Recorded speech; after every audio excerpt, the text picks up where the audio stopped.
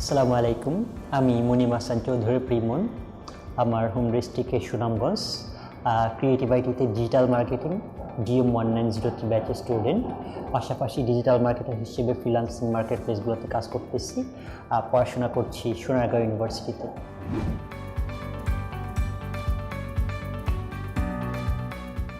আমি নিজে এন্টারপ্রেনারশিপ ভালোবাসি, লাইক করি। আমার নিজের একটা সাইট আছে primuzi.com নামে। তো আমি প্রথমে ভাবলাম যে আমার primuzi.com-কে মার্কেটিং করব। তো মার্কেটিং করলে আমাকে দেখতে হবে যে আমার এই সাইটের প্রফিট জেনারেশন বা যে লস হচ্ছে বা আমি কীভাবে ডেভেলপ করতে পারি সেগুলো দেখার জন্য ডিজিটাল মার্কেটিংয়ের কোনো বিকল্প নেই।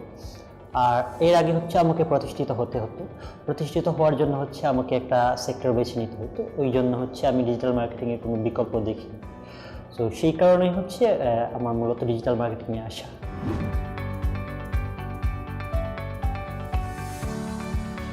কাজ করার ক্ষেত্রে ডিজিটাল মার্কেটিং অনেক বড় এরিয়া, তো অনেক বিষয় নিয়ে কাজ করা যায়। আমার এর যে মার্কেট প্লেসে সবচেয়ে বেশি যে কাজগুলো করতে ভালো লাগে সেটা ইউটিউব মার্কেটিং, ফেসবুক মার্কেটিং, তারপর সোশ্যাল মিডিয়া মার্কেটিং। এইগুলো আমাদেরকে শেখানো হয়েছিল অনেকগুলোই।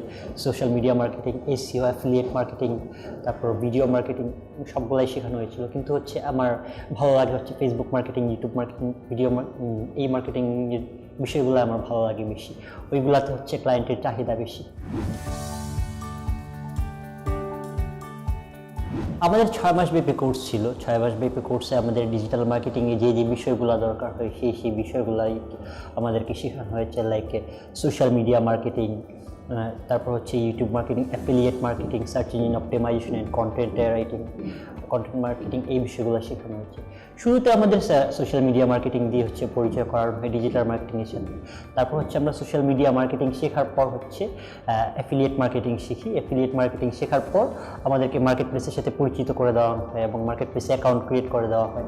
তারপর আমরা সার্চ ইঞ্জিন অপটিমাইজেশন শিখি এবং কন্টেন্ট মার্কেটিং শিখি। কন্টেন্ট মার্কেটিং শেখার পর আমরা যে বিষয়গুলো শেখানো সেই বিষয়গুলো নিয়ে আমরা মার্কেট প্লেসে কাজ করে যাচ্ছি এবং ক্লায়েন্ট, গ্লোবাল অ্যান্ড লোকাল ক্লায়েন্টদেরকে আমরা হ্যান্ডেল করে যাচ্ছি। কোর্স চলাকালীন সময় সবচেয়ে বেশি যে সাপোর্টটা দিয়েছেন আমাদের মেন্টরদের সাপোর্টটাই সবচেয়ে বড় ছিল। আমরা যখন কোনো কিছু করতাম বা কোনো হাতে কলমে যখন কাজগুলো করতাম তখন আমাদেরকে দেখাই দিতে হইতো যে অ্যাকচুয়ালি এই কাজটা এইভাবে হয়। বা আমরা যখন কোনো সমস্যা ফেস করতাম তখন সরাসরি আমরা মেন্টরদের সাথে কন্ট্যাক্ট করতাম। মেন্টররা আমাদেরকে সবসময় লাইভ সাপোর্ট দিয়েছেন, 24 আওয়ার সাপোর্ট দিয়েছেন। ওই সাপোর্টগুলো পাওয়ার কারণেই মূলত আমরা মার্কেট প্লেসগুলোতে যে সমস্যাগুলো ফেস করতাম সেগুলোতে তাড়াতাড়ি সলভ করতে পারছি। লাইক আমরা যখন রাতে কাজ করতে গিয়ে কোনো সমস্যা ফেস করতাম তখন দেখা গেছে যে অনেক জায়গায় আমরা ওইরকমভাবে সাপোর্ট পেতাম না। লাইক রাতে কেউ সাপোর্ট দিত না বা অনলাইনে থাকতো না। কিন্তু ক্রিয়েটিভ আইটিতে 24 আওয়ার সাপোর্টের ব্যবস্থা থাকার কারণে আমরা 24 আওয়ার ওই সাপোর্টটা পাইতাম। যে কোনো জায়গায় যে কোনো সময় আমাদের মেন্টররা আমাদেরকে সবসময় সাপোর্টের জন্য প্রস্তুত থেকেছেন এবং আমাদেরকে সর্বাত্মক সহায়তা করেছেন।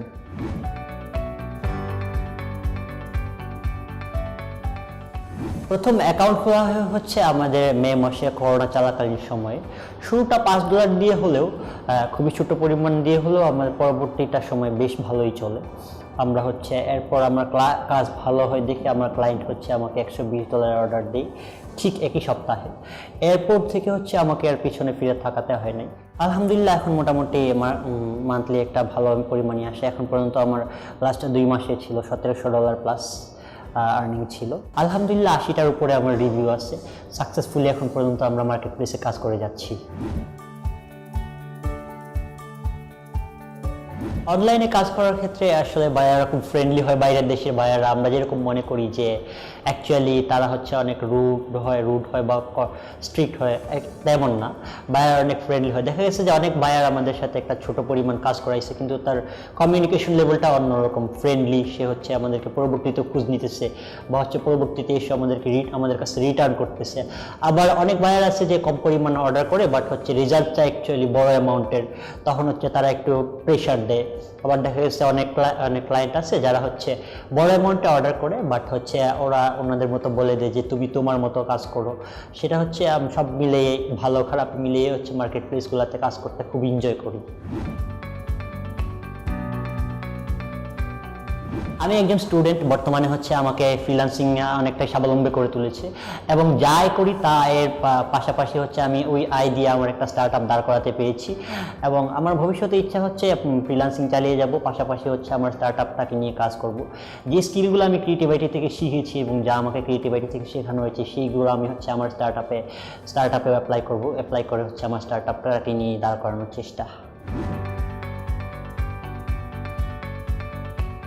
নতুনদের উদ্দেশ্যে বলতে গেলে আমি এখন যা বলবো হচ্ছে, চাকরির বাজার এখন অনেকটাই চড়া।